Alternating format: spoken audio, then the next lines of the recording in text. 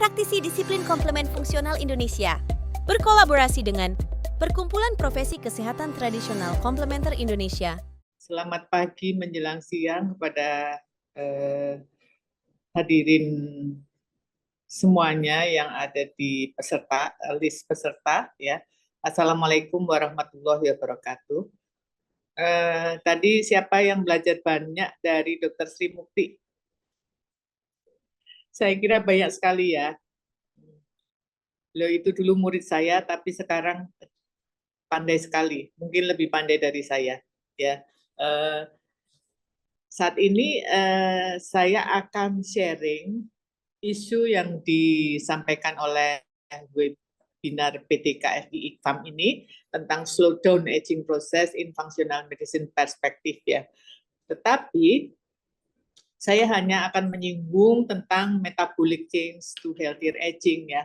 Tadi Dr. Sri sudah menjelaskan tentang bagaimana olahraga. Ya betul ya. Jadi olahraga itu sangat efektif untuk slow down aging ya. Jadi kita itu mempunyai sel-sel di organ kita yang pada akhirnya nanti akan mati sel-sel itu. Nah, matinya itu bisa karena replikasi, jadi ada replikatif aging dan ada prematur aging. Nah, prematur aging ini sebabnya banyak sekali ya, terutama segala ruda paksa yang menyebabkan sel itu menjadi menua dengan cepat atau mengalami kerusakan DNA ya, seperti itu, atau dia terserang ROS yang begitu tinggi ya. Nah, mari kita lihat bagaimana sebenarnya metabolisme itu kita bisa ikhtiar ya untuk bisa mempunyai proses aging yang lebih sehat. Nah, dalam topik kali ini saya akan membahas mengenai aging ya. Kemudian apa itu senescence yang nanti ujungnya adalah mati juga ya, aging. Kemudian apa bedanya senescence dengan apoptosis. Jadi nanti kita lihat senescence itu mati karena telomernya sudah habis, tapi dia itu seperti stagnan. Efek jeleknya adalah dia mengeluarkan sekret-sekret yang bisa menulari sel tetangganya untuk ikut aging. Nah, itu jeleknya ini ya.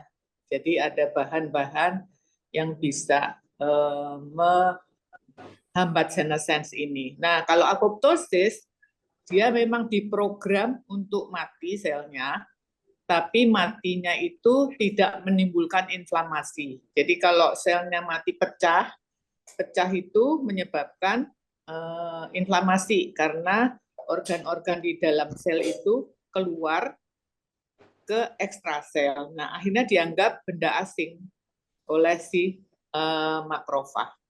Nah, akhirnya terjadilah respon imun ya. Sedangkan apoptosis tadi enggak, karena seluruh fraksi selnya masih terbungkus oleh membran, jadi tidak ada yang dikenali oleh sistem imun. Nah, kemudian bahasan yang ketiga adalah metabolisme, terutama dalam urusan energi ya. Kemudian juga bagaimana metabolisme ini menyebabkan aging. Nah, kemudian yang terakhir adalah bagaimana kita bisa berusaha merubah metabolisme untuk mendapatkan proses aging yang lebih sehat atau normal aging ya. Atau tadi Dr. Sri menyebutkan yang paling optimal ya, ada yang 3 level tadi ya. Jadi yang paling optimal untuk bisa, karena kalau replikatif aging misalnya seseorang itu tidak mengalami stres oksidatif yang tinggi, tetapi dengan replikasi akhirnya selnya mati ya pada kurun waktu tertentu. Tapi sebenarnya itu bisa diperpanjang kalau sistem tadi yang diceritakan Dr. Sri tentang telomerase tadi aktif, maka telomerase itu akan memperpanjang sedikit demi sedikit telomernya, sehingga pada saat replikasi dia tidak berkurang karena sudah bertambah banyak, kemudian membelah berkurang sedikit, tapi kan berkurang sedikit tidak mengurangi jumlah karena tadi sudah memanjang oleh telomerase. Nah, tadi fungsi dari telomerase ya. Nah, kemudian berbagai cara. Jadi bisa reduksi asupan makan bisa dengan olahraga. Tapi bagaimana nanti kita lihat ya. Nah, saya ingin cerita lebih dulu mengenai aging nih. Aging ini bisa dikatakan the biology of senescence ya. Jadi aging itu kalau kita artikan bisa suatu kondisi atau proses kemunduran sel dan penghentian siklus sel akibat kerusakan DNA atau kerusakan mitokondria. Ini saya ambil dari disertasi murid saya, namanya Tiwu, adik kelasnya Dr. Sri sekarang. Nah, kemudian yang kedua, sel senescen itu morfologinya adalah menjadi pipih, melebar, dan kehilangan potensi untuk berproliferasi secara permanen. Nah, jadi tidak bisa lagi dia melakukan proliferasi karena tadi DNA-nya sudah rusak atau telomernya sudah sangat pendek sehingga dia tidak mungkin membelah lagi. Nah, ada dua tadi senescence, yaitu replikatif yang terjadi karena sel itu membelah, mungkin 50 kali membelah atau berapa ya, tergantung dari jenis selnya. Nah, kemudian yang prematur. Prematur itu seharusnya belum mati, tapi dia sudah mati duluan ya. Jadi prematur senescen ini banyak sebabnya yang kenapa orang menjadi aging lebih cepat tuh pada prematur senescen ini ya. Jadi ini saya sitir dari rujukan itu bahwa aging dapat dikatakan sebagai deteriorasi yang terkait waktu dari fungsi fisiologis. Jadi cocok sekali dengan IKFAM ya. Jadi fungsi fisiologisnya mulai terganggu, terutama pada kondisi survival dan fertilitas. Nah, saat ini studi menunjukkan bahwa ada komponen genetik yang terlibat dalam senescen. Nah, genetically itu apa? Determinan genetik itu menentukan panjangnya daripada individu tersebut atau spesies tersebut. Nah, ini dapat dimodulasi ternyata saat ini dengan memodulasi gen atau memodulasi diet ya. Jadi itu yang banyak dilakukan orang-orang untuk supaya proses aging-nya jangan dipercepat ya. Nah, ini tadi saya katakan bahwa senescen itu selnya berubah ya, selnya itu berubah dari kondisi normal menjadi flat begini, jadi kayak gepeng yang tadinya bulat berbentuk kubus atau apa, kemudian dia mengalami gangguan karena tidak bisa lagi bereplikasi sehingga bentuknya menjadi pipih dan dia mengeluarkan molekul-molekul sekretom. Nah, ini molekul ini bisa menularin ke sel-sel sekitarnya yang masih sehat, yang akibatnya menjadi senescen. Jadi, sepertinya itu banyak mengandung inflamatori sitokin ya. Nah, jadi replikatif senescen akibat dari pemendekan telomer pada saat replikasi. Karena setiap kali replikasi, telomer itu tidak bisa cetak sama dengan aslinya, jadi selalu berkurang ya, selalu berkurang. Nah, kalau prematur senescen itu terjadi karena serangan ROS. Tadi macam-macam, tadi banyak sekali ada hallmark 9 hallmark of aging tadi yang dikatakan oleh Dr. Sri itu terkait dengan ROS sehingga penuaan dipercepat. Nah, ROS ini kan bisa terjadi karena aktivitas yang tinggi mitokondria. Jadi mitokondria itu selama melakukan transport elektron atau OSFOS tadi ya, oksidatif fosforilasi. Jadi setelah transfer elektron, elektronnya nanti akan diserahkan pada oksigen dan hidrogen membentuk air, sedangkan pada kompleks-kompleksnya nanti terjadi split hidrogen menjadi proton dan elektronnya pisah ya, ditransfer. Nah, hidrogen tadi akan dipompakan ke interspace, ruang intermembran mitohondria, dan di situ tekanan itu akan kemudian keluar melalui celah yang ada di ATP sintase, jadi enzim pembentuk ATP. Nah, seperti air terjun ya, Anda bayangkan air terjun itu mempunyai potensi tinggi kan, bisa memutar baling-baling sehingga bisa keluar listrik ya kan. Nah, di ATP sintase itu juga seperti itu. Jadi aliran tinggi dari hidrogen dari intermembran mitohondria ke dalam matriks itu begitu tinggi sehingga menghasilkan energi untuk mengubah ADP menjadi ATP. Nah, disitulah kecepatan elektron itu sangat ditentukan pada aktivitas kita. Nah, aktivitas sangat berlebihan, maka ROS yang akan dihasilkan juga menjadi lebih banyak. Jadi pada rata-ratanya antara 2-5% dari konsumsi oksigen yang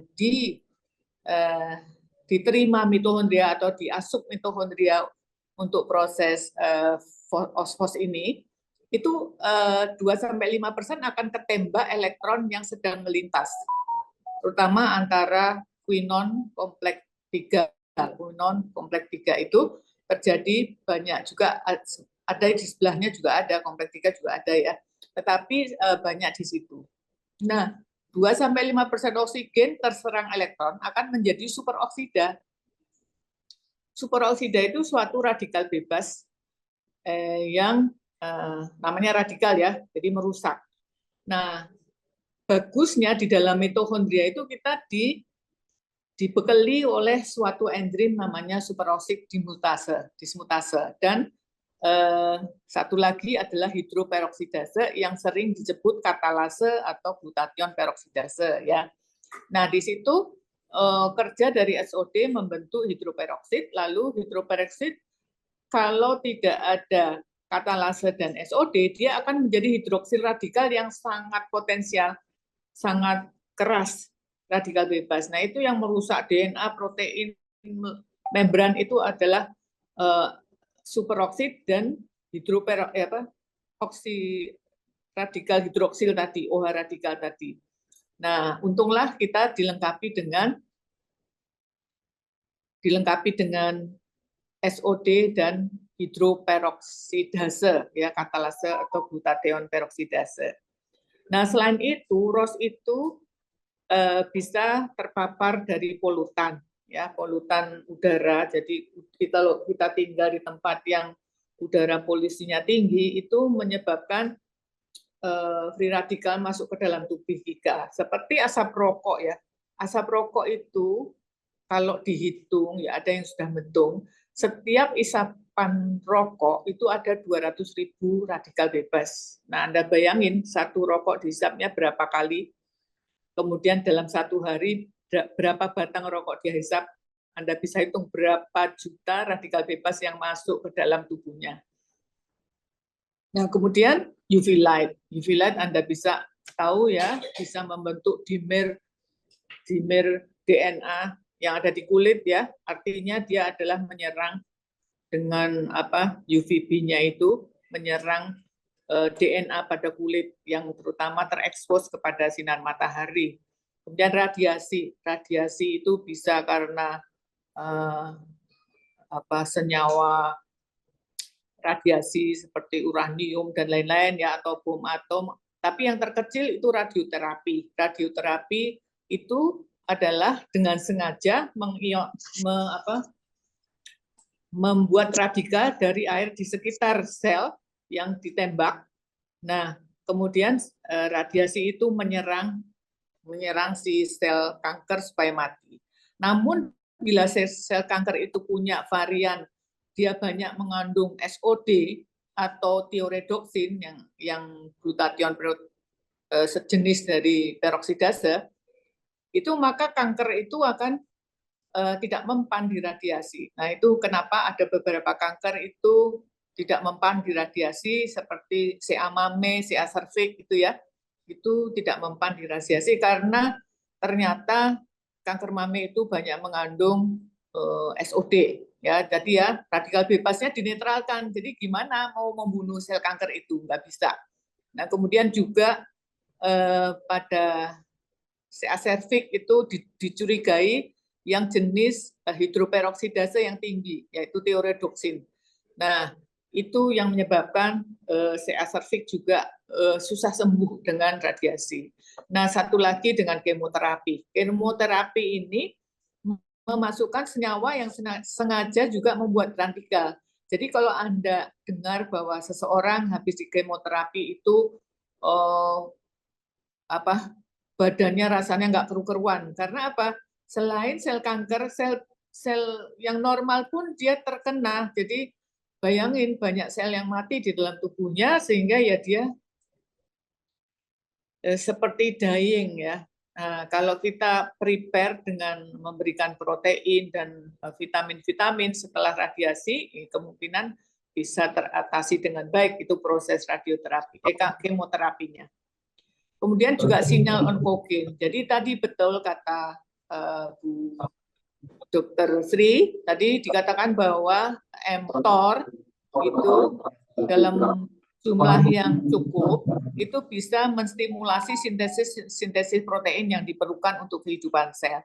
Tetapi bila stimulasi mTOR-nya tinggi akan meningkatkan stimulasi dari berbagai transducer lain seperti MYC itu justru akan menimbulkan kanker. Jadi ROS atau radikal bebas itu dalam jumlah yang cukup dibutuhkan. Kalau dia lebih sedikit, dia bisa menyebabkan kanker. Jadi lebih tinggi dari normal itu bisa menimbulkan kanker. Kalau lebihnya banyak, dia membunuh kanker dengan radiasi pengion tadi, radioterapi. Nah, ini mahasiswa saya yang Ibu Tiwu tadi, Tiwu Susanti Ningsih tadi sudah melakukan studi bioinformatik apa saja yang bisa menyebabkan sel-sel itu senesens ya. Nah, salah satunya itu P16RP, kemudian P53 dan mTOR tadi ya. Jadi pada proporsi tertentu dia baik, tetapi proporsi lebih dia justru akan ke arah kanker. Kalau untuk membunuh kanker dibuat radikal bebas yang begitu besar secara terfokus pada sel kankernya itu sehingga sel kankernya mati. Tapi kita tahu tadi ya ada sel kanker yang bengal yang tidak bisa diradiasi. Jadi aging tadi itu terjadi karena kita mengalami serangan radikal bebas yang begitu besar ya, sehingga sel-sel kita bisa mati. Nah, radikal bebas itu bisa menyebabkan kerusakan DNA tadi ya, terpotong DNA-nya. Biasanya kalau DNA terkena radikal bebas itu terpotong DNA-nya jadi pisah-pisah. Nah, nanti itulah kalau masih cukup energi dalam selnya, selnya bisa mengalami apoptosis. Tetapi kalau rusaknya begitu hebat seperti pada radiasi, itu maka jadi nekrosis ya. Nah, ini radikal bebas menyebabkan kerusakan DNA. Nah, kalau DNA kita rusak, ada yang rusak, maka sel itu akan melakukan repair ya. Melakukan repair sehingga dia harus keluar dulu dari siklus sel. Dia melakukan reparasi dulu. Nah, namanya fasenya itu temporary growth arrest. Jadi dia akan secara temporer dia tidak masuk ke dalam siklus sel. Nah, dari TGA ini, jadi si sel itu berusaha kan untuk melakukan repair. Nah, ada kemungkinan setelah TGA apa yang terjadi? Repairnya berhasil dan kembali ke siklus sel. Itu bisa dideteksi dari CDK-nya ini ya. Di gambar kanan itu kan ada CDK. CDK itu adalah indikator kalau selnya itu kembali ke siklus, maka CDK-nya bisa aktivitasnya bisa kita lihat ya, atau ekspresinya bisa kita lihat meningkat. Nah, tapi kalau repair-nya tidak berhasil, maka sel itu bisa apoptosis. Jadi kerusakan DNA akan mempengaruhi segala macam perangkat-perangkat yang ada di organel kita ya. Nah, akibatnya seperti mitochondria.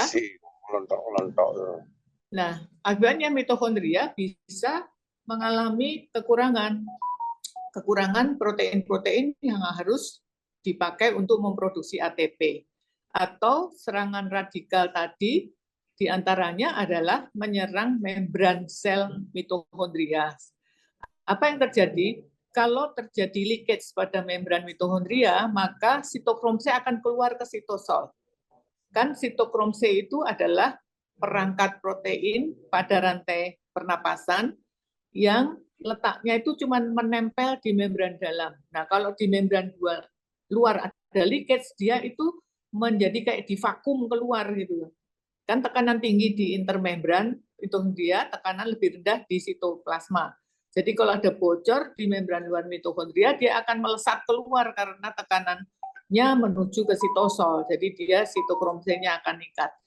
Nah, ini adalah indikator mulainya apoptosis. Apabila jumlahnya cukup besar, dia akan mengaktifkan caspase. Ya, jadi itu adalah indikator dari apoptosis. Nah, yang ketiga, repair tidak berhasil, apoptosis juga enggak, tapi selnya senescence.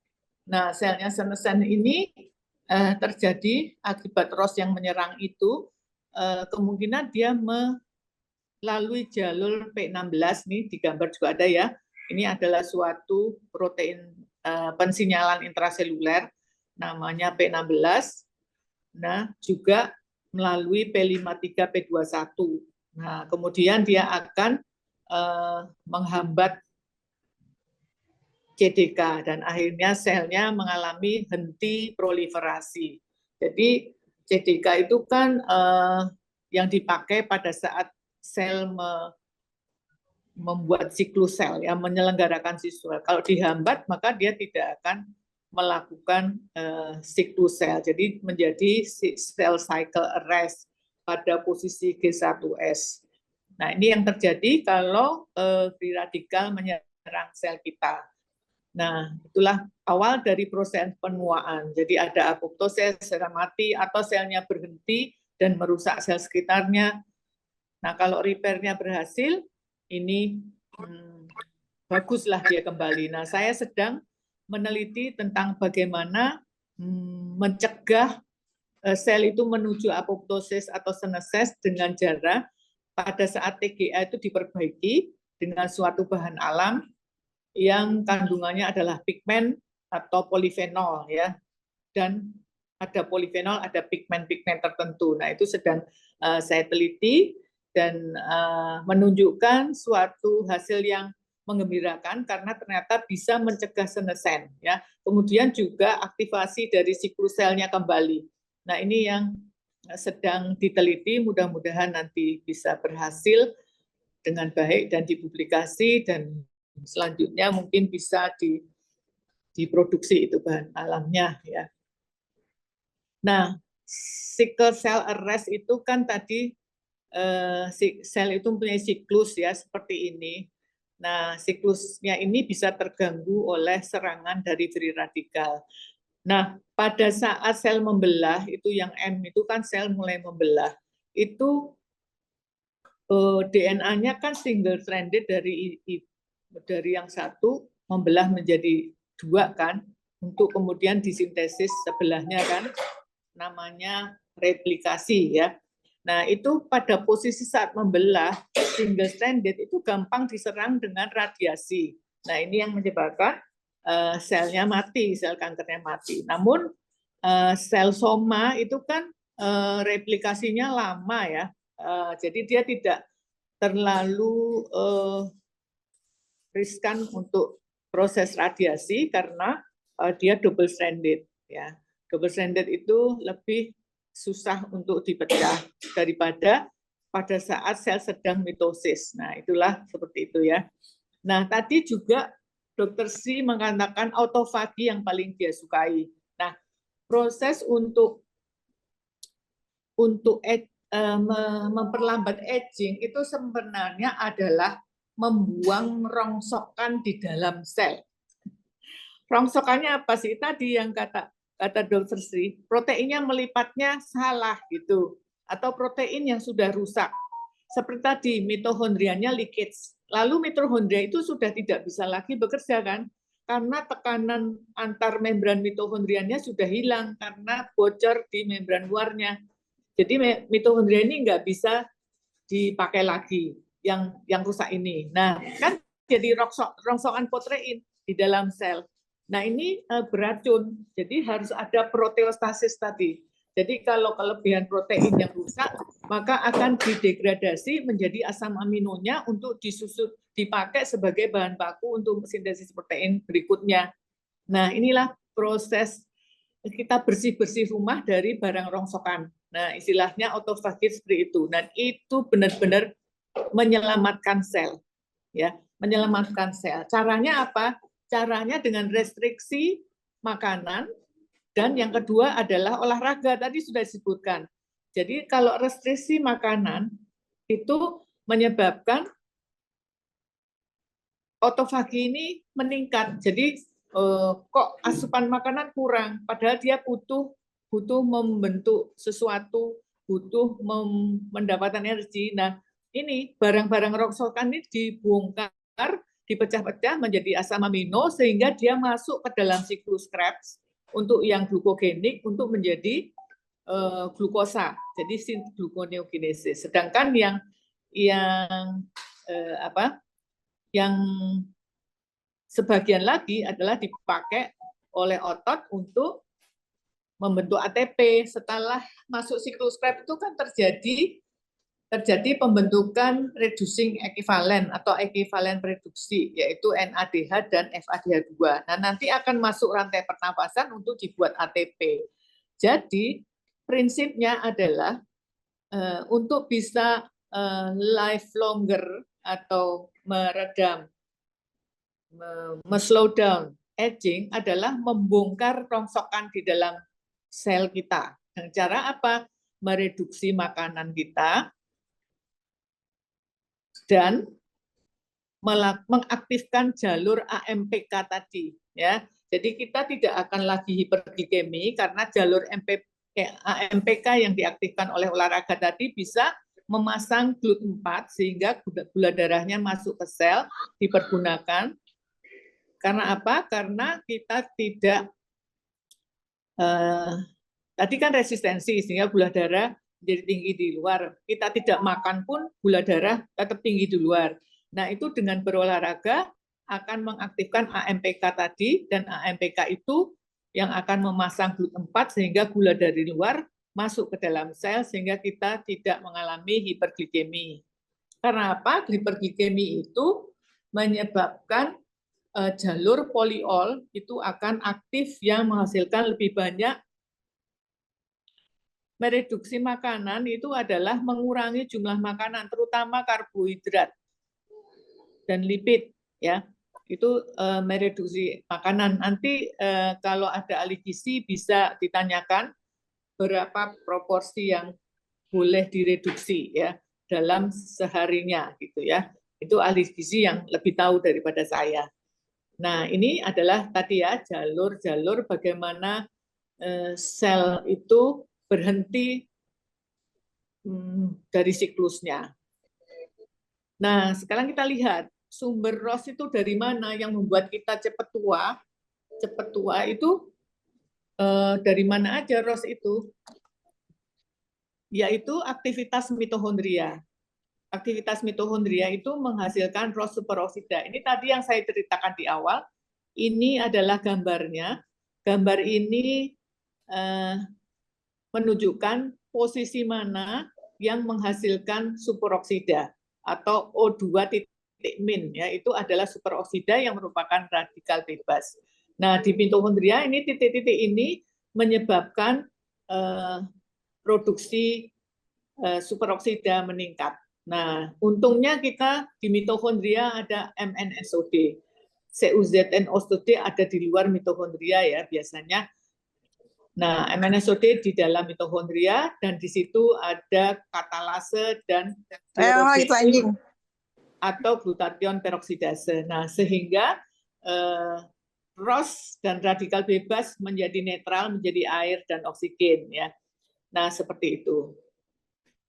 Nah, ini yang di bawah ini adalah seseorang yang kekurangan vitamin B.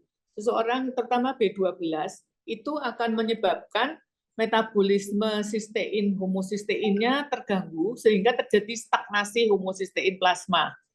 Nah, akibatnya adalah produksi ROS-nya tinggi. Nih ya, yang di tengah itu kelompok yang dibikin defisiensi vitamin, yang kelompok kiri adalah yang netral, normal, yang kanan adalah yang sudah diterapi ya. Nah, jadi Anda bisa lihat produksi radikal bebasnya itu tinggi bila kekurangan vitamin. Dari mana? Jadi metabolisme homosistein, jadi sistein metionin terganggu sehingga terjadi stagnasi dari homosistein yang menyebabkan. Nah, ada kesalahan genetik yang pada anak-anak dia tidak mempunyai gen dari metabolisme sistein metionin itu ternyata mengalami aterosklerosis dini. Jadi karena produksi homosistein itu sejak usia dini dia sudah tinggi sehingga menyebabkan serangan pada LDL-nya, dan LDL yang sudah terserang radikal bebas kan dianggap benda asing oleh makrofag, kan ditelan. Masalahnya makrofag itu ngendonnya di tunika intima pembuluh darah. Nah, kalau dia itu scavenging sel, dia akan bergerak terus menangkap LDL yang teroksidasi. Namun begitu dia menjadi besar, dia nggak bisa bergerak lagi sehingga mengendon di tunika intima pembuluh darah, mulailah suatu fatty stroke awal dari aterosklerosis. Nah, itulah yang menyebabkan kekurangan B12 bisa mengalami serangan jantung awal atau juga perlemakan hati. Nah, ini penelitian dari murid saya, namanya Fatwa Amani. Jadi beberapa murid saya, termasuk Dr. Sri, itu sekarang dia ada di Trisakti, dia menjadi dosen di sana. Nah, dia meneliti tentang defisiensi B12 ini dan ternyata menimbulkan perlemakan hati. Kemudian kita sudah tahu sekali bahwa dia tinggi lemak, fruktosa, itu menyebabkan dislipidemia. Nah, untuk beberapa percobaan treatment untuk membuat diabetes, itu sering hewan coba itu diberi dia tinggi lemak dan tinggi fruktosa.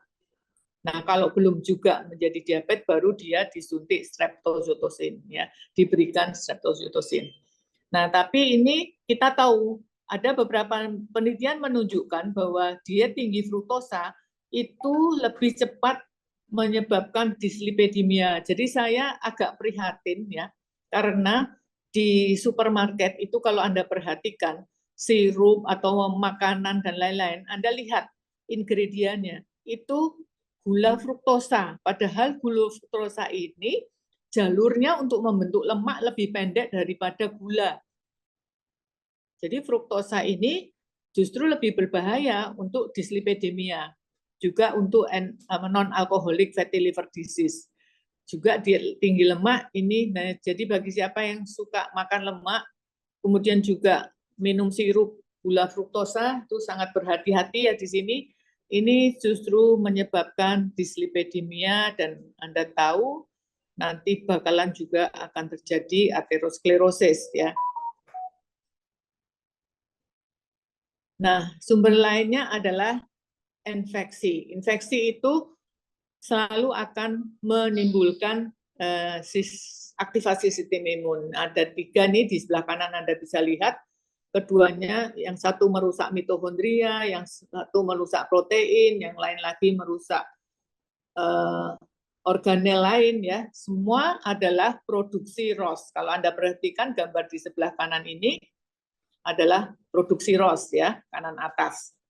Nah, juga penggunaan obat seperti kemoterapi itu kan memang dia diciptakan untuk menyerang sel dengan radikal bebas.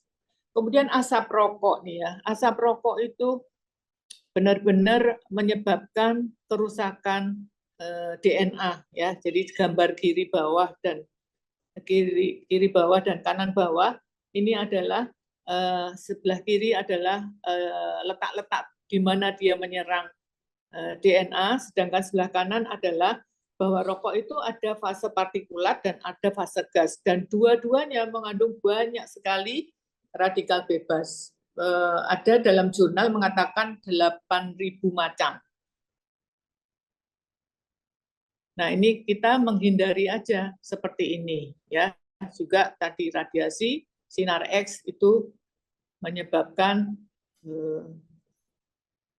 radikal bebas yang begitu tinggi di dalam sel kita. Nah, juga hipoksia tadi yang sebenarnya orang yang gemuk dan sedentary itu nggak pernah olahraga, artinya VO2 max-nya ya mungkin Dokter Sri bisa menjelaskan, itu kurang. Nah, akibatnya relatif hipoksia di dalam tubuhnya itu relatif hipoksia. Apa yang terjadi? Atau ada suatu sedikit iskemia karena adanya penyumbatan pembuluh darah. Apa yang terjadi? Metabolismenya akan berubah menjadi lebih hipoksik sehingga dia meningkatkan glikolisis anaerobik. Nah, masalahnya glikolisis anaerobik itu satu glukosa hanya menghasilkan 2 ATP. Sementara kalau aerobik satu glukosa menghasilkan 32 sampai 38 ATP ya. Nah, jadilah degradasi ATP itu menjadi tinggi. Ya, ATP menjadi ADP, menjadi AMP, menjadi hiposantin, menjadi santin, menjadi asam urat. Nah, Anda perhatikan coba, setiap orang gemuk pasti asam uratnya tinggi. Anda perhatikan atau Anda pada saat datang, kalau dia ngeluh pegel-pegel atau sakit-sakit sendi itu pasti asam uratnya tinggi. Nah, proses metabolisme dari degradasi ATP menjadi asam urat ini dilepaskanlah O2-min atau superoksida radikal. Nah, ini ya, ada 2 tempat di santin oksidase semuanya. Nah, inilah kenapa kita itu wajib ya sekarang olahraga itu ya, supaya tidak terjadi hipoksia. Nah, kemudian juga hiperglikemia tadi ya. Hiperglikemia ini pada saat glukosa begitu tinggi masuk ke dalam sel, dia akan diubah menjadi senyawa yang namanya sorbitol. Nah, perubahan glukosa menjadi sorbitol itu menghabiskan reduktor atau NADPH ini terhabis. Jadinya sebenarnya NADPH itu dibutuhkan untuk membentuk GSH, mereduksi kembali GSH. Jadi GSH-nya menjadi kurang. Akhirnya ROS-nya nggak bisa ditanggulangi kan, akhirnya ROS-nya menjadi tinggi dan ini bisa merusak DNA. Yang kedua, advanced glycosylated end product. Jadi gula itu akan melekat-lekat pada protein. Yang bisa dideteksi adalah protein hemoglobin di dalam darah karena darah itu bisa diperiksa ya. Jadi HbA1c-nya akan menjadi tinggi. Jadi indikator hiperglikemi yang tidak yang orangnya itu tidak taat berobat itu bisa dilihat dari HbA1c-nya karena dia kalaupun glukosa darahnya rendah, kalau HbA1c-nya itu tinggi artinya sebelum dia kontrol ini dia nggak taat berobat, jadi dia hanya makan obat sebelum kontrol aja sehingga gula darahnya turun ya menjadi normal, tapi sebelumnya itu ketaatannya ditunjukkan oleh HbA1c-nya. Jumlahnya berapa? Lebih tinggi dari normal. Ya, seperti itulah. Jadi ini beberapa hal yang membuat kita cepat tua. Nah, kemudian kita juga tahu bahwa metabolisme energi itu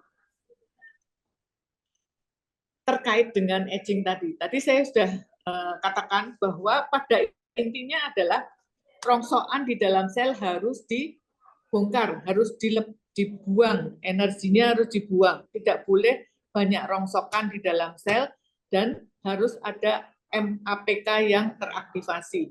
Caranya bisa dengan puasa atau mengurangi masukan makanan, bisa dengan olahraga. Ada 2 cara ya. Tetapi akan lebih baik kalau kombinasi keduanya. Jadi ekspenditurnya itu harus ditingkatkan. Energi ekspenditur dari mana? Ekspenditur itu dari aktivitas fisik. Nah, rata-rata orang tuh 6-10%. Kemudian basal metabolisme rate itu kira-kira 60-70% dari total energi. Kemudian jenis makanannya, ini seharusnya yang diet induced thermogenesis itu saya geser ke kiri sehingga ada 3 hal, aktivitas fisik, metabolisme basal, diet induced thermogenesis. Nah, diet induced thermogenesis itu tergantung dia lebih banyak makan karbo atau lebih banyak makan lipid atau lebih banyak makan protein. Nah, nanti kita bisa lihat. Nah, yang bisa kita tingkatkan yang sangat fleksibel itu yang aktivitas fisik. Tetapi aktivitas fisik itu ada maksimumnya. Kira-kira rata-ratanya adalah 4.000 kalori. Jadi kita dalam sehari tidak boleh melakukan energi expenditure lebih dari 4.000 kalori. Ya. Ini yang karena nanti produksi free radikalnya akan begitu tinggi. Ya. Jadi human energy metabolisme itu dapat dimodifikasi atau diintervensi dengan menstimulasi termogenesis ini untuk mendapatkan kesehatan yang lebih baik. Jadi dari pilihan makanan nanti kita juga bisa lihat makanan mana yang termogenesisnya tinggi. Artinya yang kebutuhan untuk mencernanya itu membutuhkan energi lebih tinggi dari yang satunya. Nah, yang paling rendah itu lipid. Nomor 2 karbohidrat, nomor 3 protein. Jadi kalau Anda makan protein, itu energi yang dipakai untuk mencerna protein sampai menyimpannya, itu energinya lebih banyak. Sehingga dia untuk menghasilkan energi tidak efisien. Makanya ada metode Tiger Diet, ya, ada metode ketogenic diet, ada metode yang balance ya. Nah, inilah kenapa kita bisa melakukan modifikasi energi expenditure itu dengan 3 hal. Nah, kalau metabolisme basal atau BMR itu bisa ditingkatkan dengan meningkatkan lean body mass. Jadi BMR itu akan meningkat kalau lean body mass, jadi massa otot Anda itu menjadi lebih tinggi, maka dia BMR-nya akan tinggi, sehingga energi expenditure Anda menjadi lebih tinggi. Kalau energi expenditure lebih tinggi, maka rongsokan tadi akan dibongkar. Ya, jadi jumlah makanannya itu katanya itu 500 kalori kurang dari hitungan untuk Anda. Kemudian exercise-nya tadi adalah yang middle. Jadi yang tengah tadi yang diceritakan Dokter Sri Mukti yang di tengah-tengah tadi.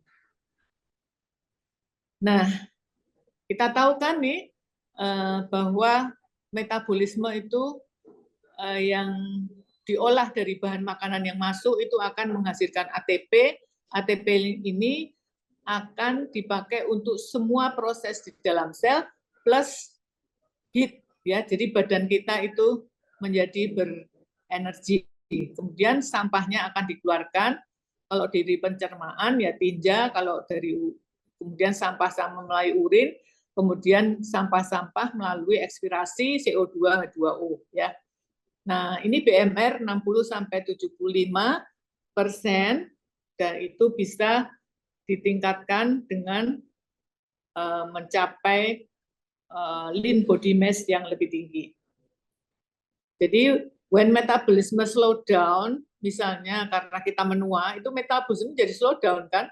Kalau kita semakin tua, jumlah makanan kita tidak dikurangi, maka karena metabolisme berkurang, maka kelebihannya akan disimpan jadi lemak. Jadi kenapa orang makin tua kok makin cepat gemuk? Itu karena dia sedang mengalami slow down metabolisme ya. Kemudian pada usia tua juga hormon-hormon mulai berubah atau bahkan hilang, sehingga kalori yang dibakar menjadi turun. Nah, aktivitas juga menurun sehingga dia cenderung untuk menjadi lebih gemuk pada orang yang bertambah usianya. Padahal Anda tahu ya, kalau lebih gemuk maka kecenderungan produksi radikal lebih tinggi. Jadi kenapa pada statistik pada video introduksi saya katakan bahwa usia di atas 60 itu kematiannya jauh lebih tinggi daripada usia di bawah 14 tahun dan antara 15 sampai 59 tahun ya. Karena itu kita sudah mulai membesar badannya dan menjadi sedentary. Nah, itu produksi radikal bebasnya dan penumpukan rongsokannya menjadi lebih banyak. Nah sekarang apa hubungannya antara aging dan metabolisme? Ya. Aging proses ini sangat berkaitan dengan metabolisme energi, restriksi atau kelebihan tadi sudah saya katakan, kecepatan metabolisme, temperatur tubuh, kemudian energi expenditure. Jadi banyak, jadi tidak hanya energi expenditure tadi ya. Nah, sekarang kalau kita lihat metabolisme energi,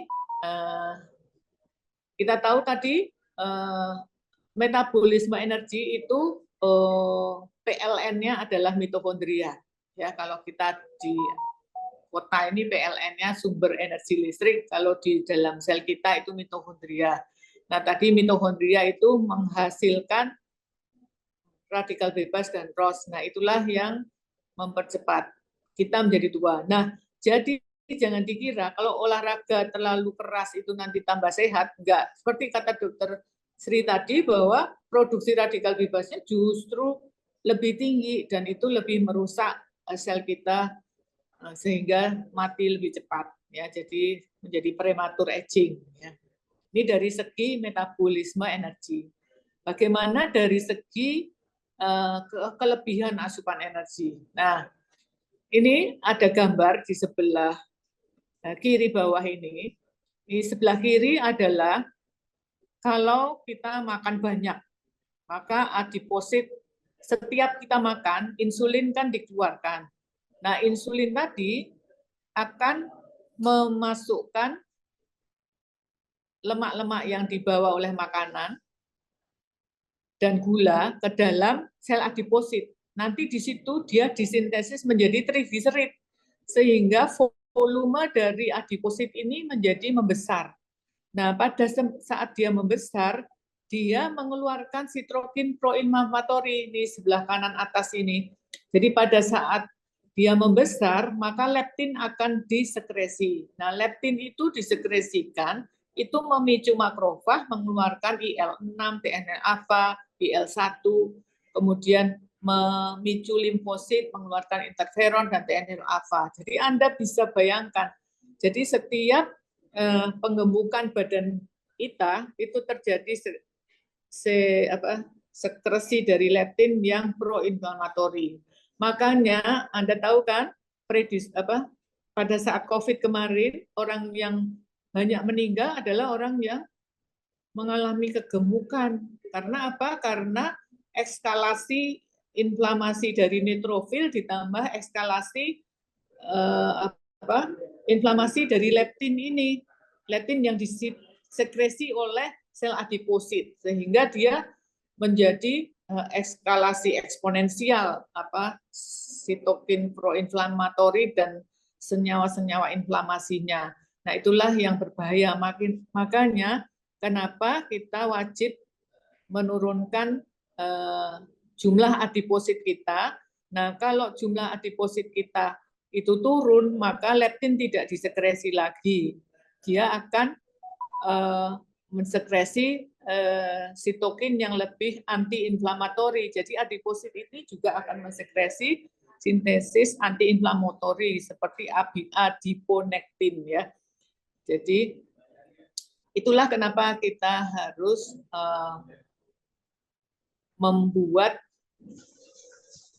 berat badan tubuh kita itu dalam range normal dengan BMI-nya itu 18,5 sampai 22,9 atau di bawah 23 lah gitu. Nah, karena apa? Supaya ini adiposit kita tidak terlalu besar sehingga tidak mensekresikan sitokin proinflamatori seperti si leptin tadi. Nah, menyebabkan kematian lebih cepat kan. Nah, terus kecepatan metabolisme yang tadi BMR tadi ya. BMR untuk wanita dan laki-laki ternyata berbeda ya. Ini ada rumusnya, Anda bisa hitung sendiri nanti, rumusnya berdasarkan Harris Benedict. Nah, BMR itu adalah jumlah minimum energi yang dibutuhkan oleh tubuh untuk memaintain atau menjaga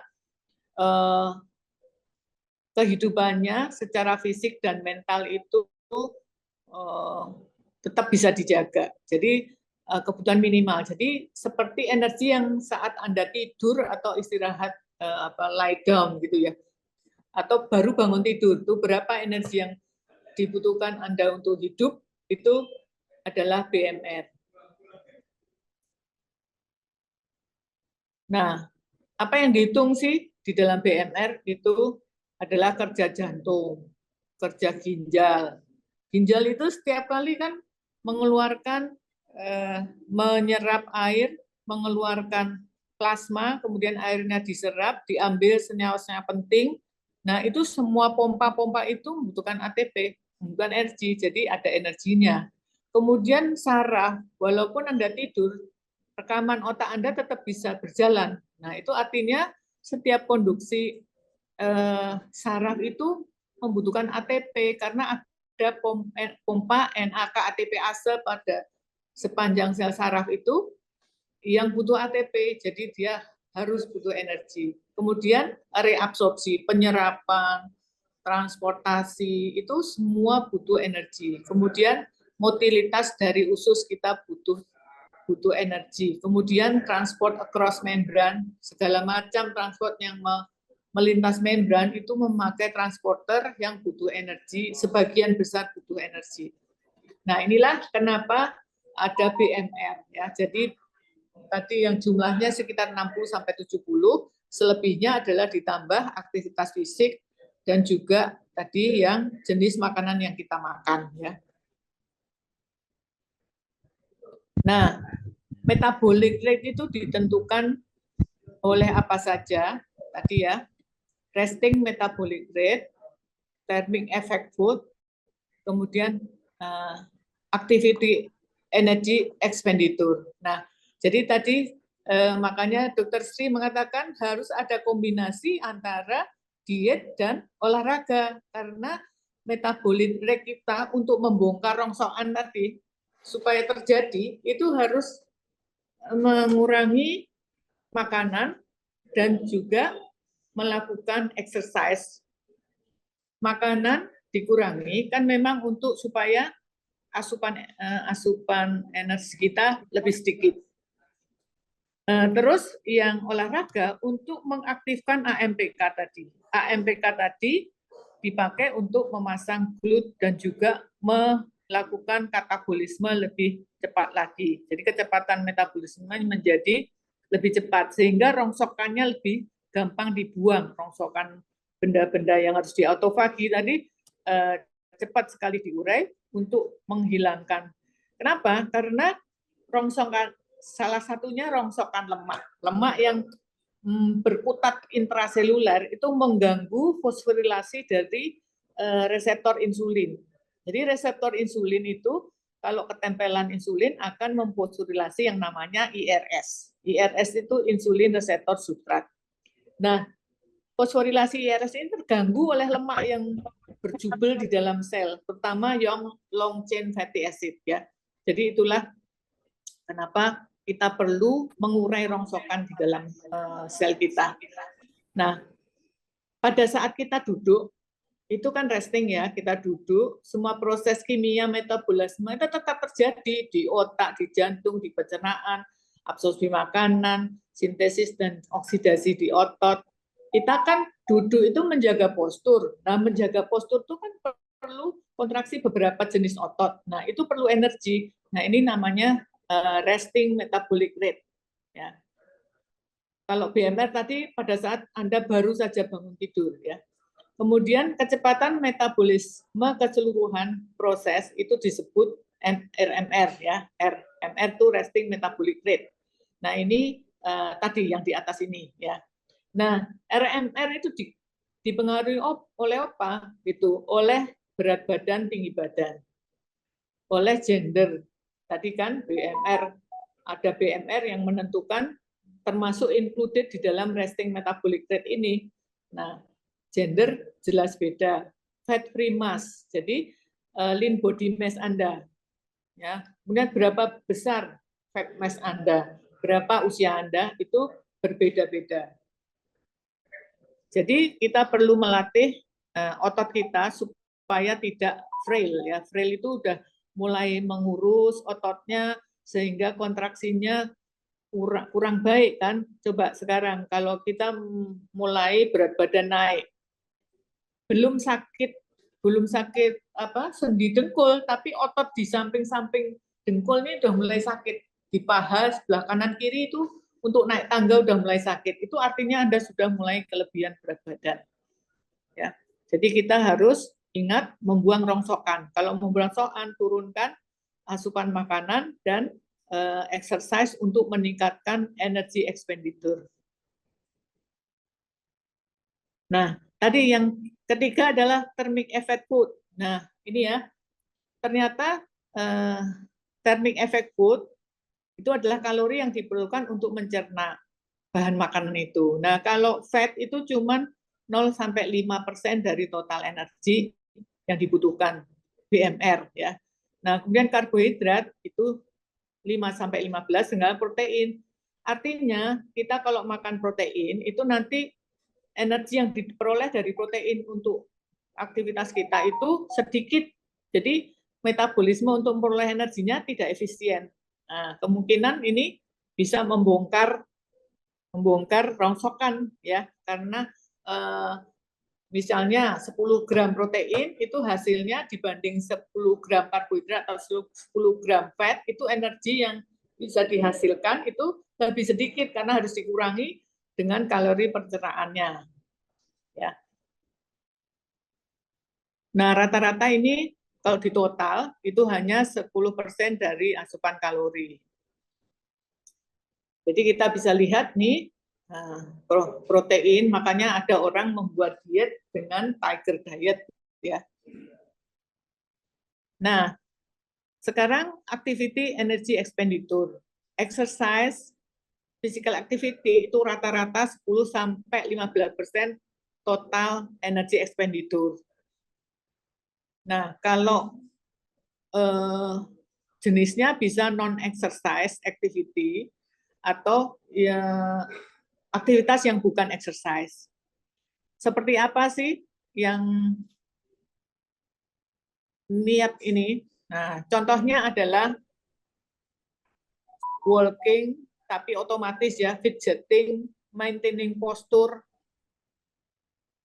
pada sedentary itu hanya 50%.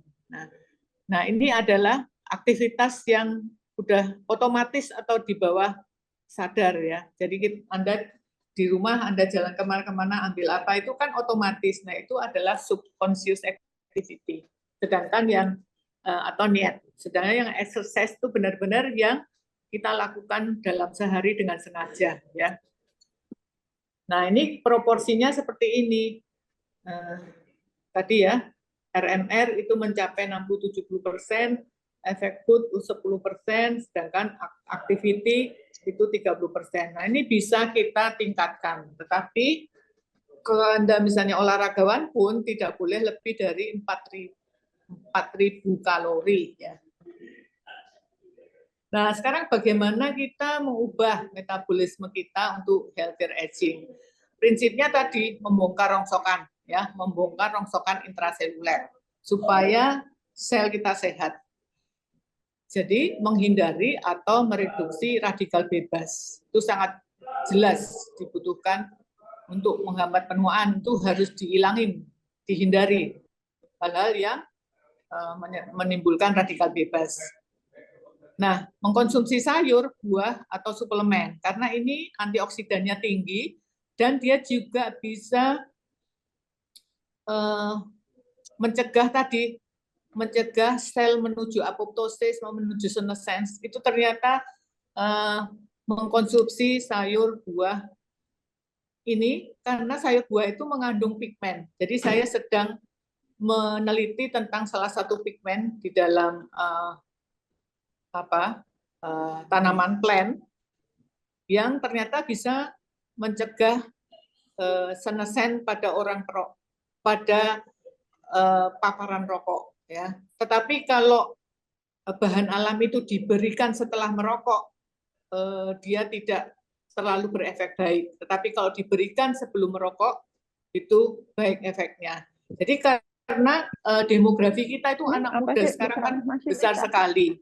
Nah, sedangkan iklan rokok nggak bisa dihambatkan, nggak bisa diturunkan. Itu iklan rokok, promosi rokok itu. Jadi bagaimana kita melindungi bonus demografi anak muda ini supaya dia tetap sehat. Penelitian saya menunjukkan bahwa asap rokok itu menghancurkan neuron.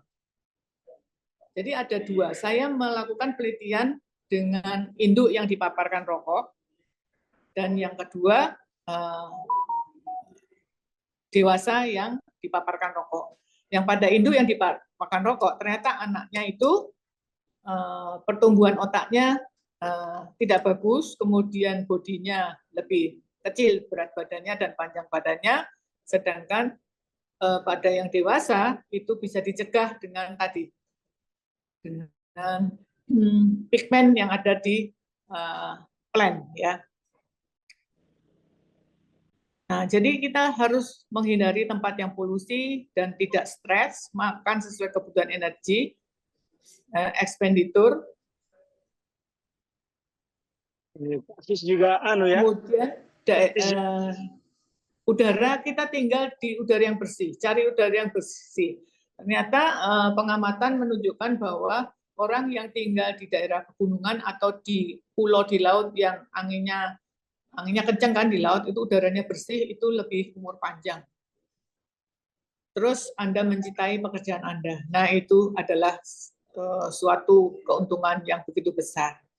Nah, tadi ini intinya adalah menghilangkan rongsokan dalam sel, ya, atau autofagi. Bisa dipicu dengan apa? Anda merestriksi intake, Anda berolahraga, itu akan memicu proses pembengkaran rongsokan yang ada di sel Anda. Ya. Nah, mengurangi asupan makan tadi menyebabkan bongkaran sel tadi menghasilkan asam amino. Asam amino nanti akan masuk ke siklus Krebs ini untuk proses gluconeogenesis atau untuk sumber ATP setelah menghasilkan reducing equivalent. Di sini Anda bisa lihat ada reducing L-alen yang namanya NADPH dan FADH2. NADH dan FADH2. Nah, ini nanti akan masuk ke rantai pernapasan untuk diperoleh ATP dari bahan rongsokan tadi. Kemudian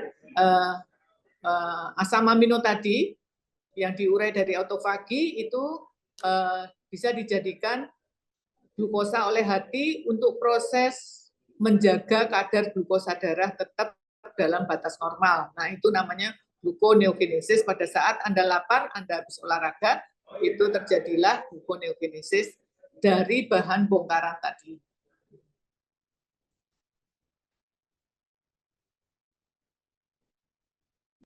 Milises. Nah,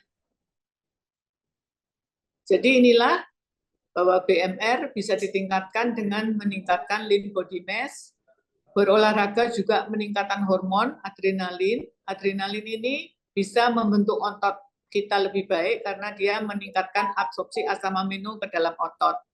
Kemudian adrenalin juga menempel ke reseptor adiposit, memicu mobilisasi trigliserida, sehingga adiposit kita menjadi mengurus dan yang disintesis adalah yang disekresikan nanti adalah sitokin antiinflamasi. Ya.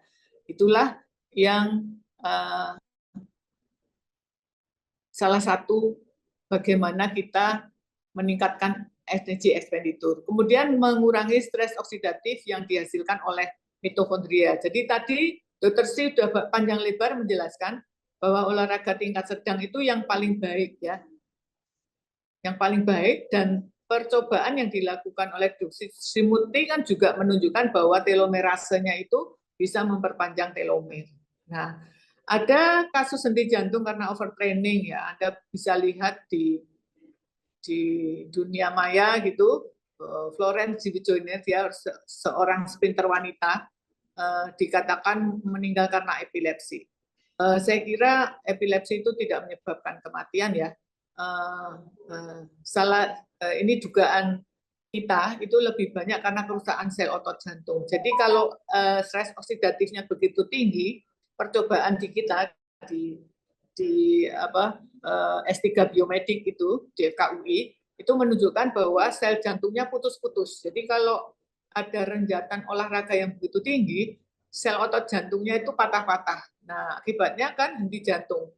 Ini juga yang Sinclair, siapa itu namanya saya lupa, itu angkat barbelnya terlalu keseringan, jadi ototnya juga pecah-pecah, otot jantungnya juga pecah-pecah sehingga henti jantung mendadak. Jadi kita tuh olahragawan itu agak kasihan saya ngelihatnya ya, kalau tidak diimbangi dengan antioksidan yang cukup ya. Nah ini juga murid saya, sekarang udah profesor juga, Prof. Siti Farida, dia melakukan training intensitas sedang pada tikus bunting. Ternyata anak dari tikus yang bunting tadi yang melakukan exercise tingkat sedang, itu mempunyai pankreas yang sangat sehat, kemudian mitokondrianya itu sangat terprotek, jadi komplek-kompleknya itu jumlahnya cukup, dan koenzim termasuk koenzim Q-nya yang menangkap elektron sehingga tidak terjadi serangan. Jadi serangan ke oksigen itu menjadi minimal, jadi produksi radikal bebasnya menjadi sangat rendah, optimal rendah. Ya. Nah inilah percobaan yang sudah dilakukan dan ini bisa kita aplikasikan pada kita dan seperti yang sudah dijelaskan oleh Dr. Sri. Kemudian menghindari asap rokok. Ini pada penelitian dari mahasiswa saya, ini sigaret, sigaret. Nah, sigaret ini ternyata menurunkan aktivitas katalase yang merupakan antioksidan turun sekali karena asap rokok. Jadi kalau kita menghindari rokok, kita akan mempunyai aktivitas antioksidan yang tinggi, yang hitam ini ya. Nah, kemudian ini ada mahasiswa saya mempelajari spirulina, dan dia melihat bahwa mahasiswa S1 nih, penelitian S1, spirulina saja yang diberikan kepada hewan coba itu meningkatkan kapasitas kerja dari glutathione peroksidase. Tadi kan saya cerita tentang SOD dan glutathione peroksidase ya. Jadi dia itu meningkatkan aktivitas kemampuan dari suatu enzim membongkar ROS menjadi air itu sangat tinggi. Ternyata itu spirulina itu mengandung selenium dan mengandung sistein, sehingga pada saat dia diberi itu saja tanpa harus bekerja, maka kapasitas kerjanya itu sebenarnya besar sekali. Nah, seperti ini ya, paling tinggi. Nah, jadilah kita tahu bahwa bahan alam yang mengandung selenium dan mengandung sistein, apapun itu bahan alamnya, itu akan merupakan awet muda. Nah, tentunya ini hanya terdapat pada sayuran dan buah-buahan, ya banyak terdapat di situ. Dan saya sudah melakukan pada kultur sel stem, ya mesenchymal sel stem. Ternyata pigmen-pigmen yang ada di spirulina ini itu menyebabkan sel lebih viabel terhadap paparan ROS. Ini hidroperoksid itu kan ROS ya. Nah, hidroperoksid itu ROS, ternyata paparan ROS ini bisa ditanggulangi dengan spirulina platensis ya. Baik, saya kira paparan saya sampai di sini. Mudah-mudahan bisa memahami apa yang namanya proses aging dan bagaimana kita berupaya untuk slow down aging. Terima kasih. Assalamualaikum warahmatullahi wabarakatuh.